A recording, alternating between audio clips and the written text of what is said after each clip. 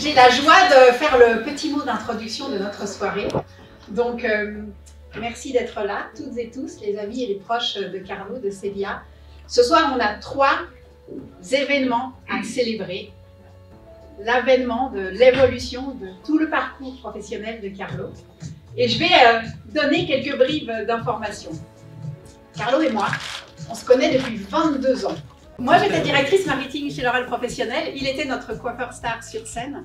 Et des soirées, on en a fait des centaines où lui était sur scène, les ciseaux à la main. Et moi, j'étais sur scène, le micro à la main. Ça n'a pas beaucoup changé. On est en train de revivre la complicité professionnelle de l'époque. À cette époque, c'était un grand chef d'entreprise. Il avait une chaîne de salons de coiffure, 7 salons, une multitude d'employés, une école. Et pour une marque de produits capillaires, avoir un homme comme ça, un artiste, un professionnel, eh ben, on avait envie de l'avoir pour être le porte-parole de nos lancements, nos collections, nos nouveautés. Et puis ben, on utilisait son talent, sa gestuelle, son charisme et aussi sa faculté à transmettre. Et ça, il l'avait déjà. Il l'a encore et c'est aussi ce qu'on va célébrer ce soir, tout ce qu'il va transmettre dès aujourd'hui, dès demain. Carlo, ça n'a jamais été un coiffeur comme les autres. Qu'est-ce que je veux dire par là? Comme les autres, c'est on arrive et souvent, pas tous bien sûr, je sais qu'il y en a dans la salle, mais souvent, on arrive et ils vont nous dire « Qu'est-ce que vous avez envie ?» Et nous, on n'en sait rien, on va dire peut-être un peu dégradé, un peu de volume, un peu de frange, mais on ne sait pas ce qui nous va, on n'a pas des notions de visagisme, de morphologie. Donc on essaye de dire, et à ce moment-là, on ne s'en rend pas compte, mais on est en train d'enlever le pouvoir, la puissance, le talent, la créativité du coiffeur, parce qu'on est en train d'essayer de décider à sa place. Carlo, il n'a jamais été comme ça. Moi, j'avais la chance puisque j'étais sur scène. Tu as commencé à me coiffer il y a 22 ans et j'arrivais. Et là, d'un air très théâtral, il me voyait arriver, il me disait « Aïe !» Il dit « Je sais pas ce qu'on va pouvoir faire. » Donc il s'approchait, il tournait autour de moi, puis il regardait. Et à ce moment-là, alors moi j'étais liquéfiée, je savais pas trop ce qui m'attendait. Et lui, en fait, il était en train de s'imprégner. De moi, de mon moment, de mon parcours, de ce que j'étais aussi peut-être capable de reproduire ou pas à la maison. Puis il prenait le temps. Et là, il y a un moment où il disait « C'est bon, je sais, laisse-moi faire. » Et à ce moment-là, moi j'étais dans la confiance. Parce que c'est lui qui sait. C'est lui qui sait ce qui peut m'aller, ce qui peut pas m'aller, 1000 fois mieux que moi, avec peut-être des interprétations, des suppositions. Moi je les connais pas, mes cheveux. C'est l'artiste, c'est le professionnel qui sait. Et du coup, je laissais faire. Et je savais qu'à la fin, je serais plus jolie qu'avant. Et je pense que ça, c'est ce que tu es en train de recréer aujourd'hui avec cette coiffure multidimensionnelle, de laisser la place à l'artiste, à celui qui sait faire parler le cheveu, qui sait écouter sa cliente, qui sait la sublimer, et puis de pouvoir vraiment écouter la femme, l'homme, son client, sa cliente, vraiment. Et c'est ça en fait, cette coiffure multidimensionnelle. Mais d'ailleurs, si vous avez envie d'entendre parler de la genèse de ce projet d'aujourd'hui, depuis ce matin, le site internet www.mistidium.com est en ligne. Et sur la page à propos, il y a une interview géniale où je pose des questions à Carlo. On fait une petite interview à 2 voix et où il explique la genèse, son parcours, toutes les années. Et qu'est-ce que c'est cette coiffure multidimensionnelle qui prend la personne dans son tout, comme un être qui a des milliers d'aspérités, de facettes. Et c'est ça que tu considères au moment où tu crées cette nouvelle coiffure. Il y a 22 ans, tu étais l'homme d'une situation dans une fourmilière avec des apprentis, ton école de formation, une multitude d'employés. Et on arrivait dans ce salon où il y avait du bruit, de ciseaux, de sèche-cheveux, de gens qui s'interpellent, qui discutent. Et moi, je t'ai connu dans une fourmilière. Et puis après, tu es allé vers un peu plus d'intimité. Et puis l'étape suivante, ça a été vers encore plus d'intimité. Il n'y avait personne, il n'y avait pas de bruit, on discutait et là, pouvait vraiment se créer une espèce de connexion. Jusqu'à ce qui est en train de se passer aujourd'hui, c'est vraiment le Graal de la collection où en fait, il y a ce temps de discussion, de diagnostic, d'écoute. Et puis après, il n'y a plus rien. Il n'y a pas de miroir, il y a du silence. Et là, tu es vraiment capable d'être connecté avec la personne que tu coiffes. Et voilà, c'est ça qu'on fête ce soir, aujourd'hui. C'est une nouvelle façon, tu l'as appelé l'autre façon, d'aborder le métier. La coiffure multidimensionnelle va ensemble avec une marque que tu as créée qui s'appelle Mystidium. Mystidium Hair Academy, parce que Mystidium c'est aussi de la formation, de la transmission. J'ai dit il y a une minute que tu avais déjà ce talent sur scène de pouvoir transmettre aux autres, c'est pas pour rien que tu as eu une école. Et c'est ce que tu vas faire aujourd'hui, demain. Et je souhaite au maximum de coiffeurs de pouvoir entrer dans ta méthode, découvrir pour donner une nouvelle dimension à leur métier, à leur liberté, à leurs compétences artistiques et à tout ce que tu vas pouvoir transmettre. Donc on fête l'avènement de Mystidium, on fête l'avènement de l'Hair Academy et surtout un livre. Ce livre, ça a été des journées, des soirées, une année de discussions, d'échanges de Carlo qui a transmis à Célia son histoire, son parcours, son passé. Ça a été un plaisir fou de lire ce livre, ça a été un plaisir fou de faire partie de cette aventure. Et je souhaite à ce livre et à ce nouveau projet tout le succès qu'il mérite. Carlo, merci.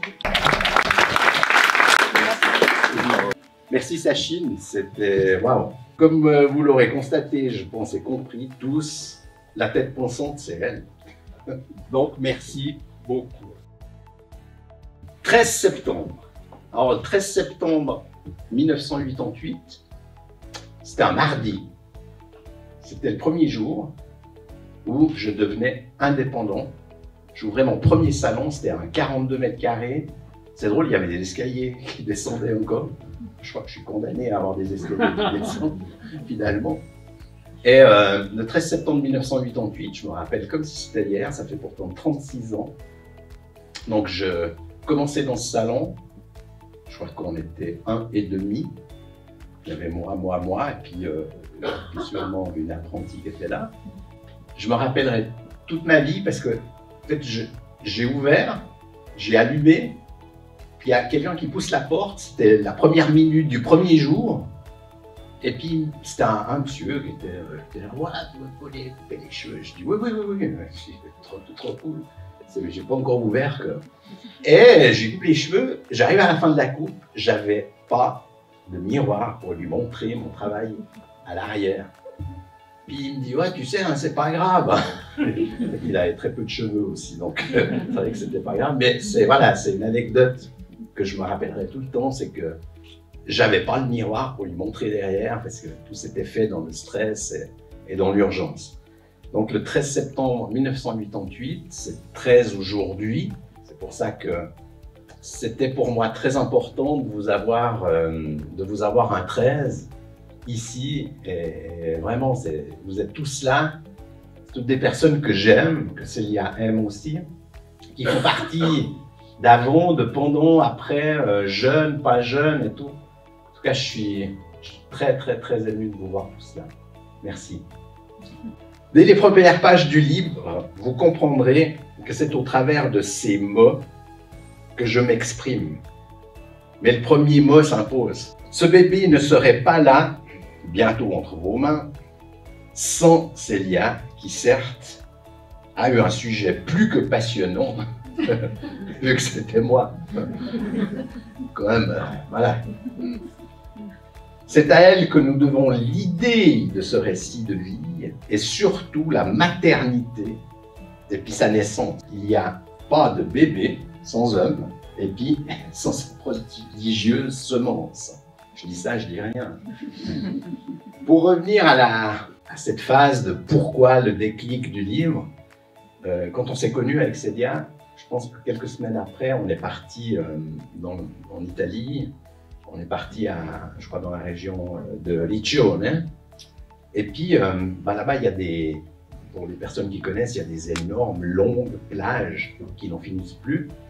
Puis, Célia, elle adore marcher sur le sable, au bord de l'eau. Alors ça, je ne le savais pas encore, mais comme on ne s'arrêtait plus de marcher, je me suis dit, en fait, moi j'ai soif, et puis on ne s'arrêtait plus de marcher. Alors je racontais qui j'étais, on était dans les tout débuts, mais moi je racontais juste ce qu'il fallait, pas plus. Hein. Mais au bout de 2 heures, 2 heures et demie je pense, de marche, elle me lance comme ça, elle me dit, mais il faudrait peut-être faire un livre. Hein. Donc c'est ce qu'on a fait 12 ans plus tard. On a commencé ce livre 12 ans plus tard. Donc c'est une drôle d'histoire, mais c'est vrai que finalement on l'a fait et il est là. Je souhaiterais qu'il prenne son envol aujourd'hui pour... je sais pas, moi j'avais écrit la Suisse romande, mais après je me suis dit, bon, il y a peut-être la Suisse, puis après il y a peut-être l'Europe, après le monde, l'univers. Pourquoi pas? Certains d'entre vous sont cités dans le livre, d'autres pas. Cela n'enlève en rien à leur immense place dans mon cœur. C'est simplement des fois par pudeur, rien de plus. Je vous aime. Ce livre a été une véritable thérapie pour moi. Et en me livrant sans détour, je souhaite vous inviter dans mon monde.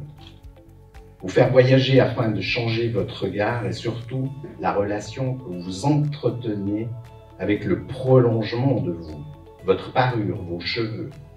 En parcourant les pages, vous découvrirez qu'ils sont vivants, vibrants et qu'ils sont des portes d'entrée, des accès à votre espace intérieur. Les cheveux parlent, s'animent, vivent et nécessitent une attention particulière et personnalisée, loin du standardisé. Je souhaite libérer l'individualité, revendiquer que chacun a le droit à une image qui lui est propre et qui lui permet d'être soi. Plus que jamais à l'heure du digital, des réseaux, du culte, du parfait et de la perte identitaire, il est primordial de revenir aux fondamentaux, à la base, à la simplicité. Revenir à la communication vraie mais sans pollution. Liberté, authenticité, simplicité sont des mots qui prennent tout leur sens aujourd'hui et qui dénotent totalement avec Carlo que beaucoup ont connu. Si notre bébé, tel un bâton de prophète, arrive à réveiller certaines consciences chez les consommateurs et surtout chez les professionnels, alors le pari aura été gagné. Pour moi, nous, coiffeurs, nous nous sommes perdus en muselant et en emprisonnant notre source d'inspiration, notre instinct créatif. La coiffure multidimensionnelle Fer de Lance de Mystidiomère Academy est une invitation, un appel à faire autrement, à consommer autrement, à vivre la coiffure intensément, sans mensonge, sans mascarade, oser être tout simplement, sublimer l'art et la beauté, refaire du cheveu une matière noble, c'est tout. Il est temps de laisser notre bébé s'émanciper, faire parler de lui. Je lui souhaite une vie aussi riche et intense que la mienne. Et je vous remercie de l'accueil que vous saurez lui faire.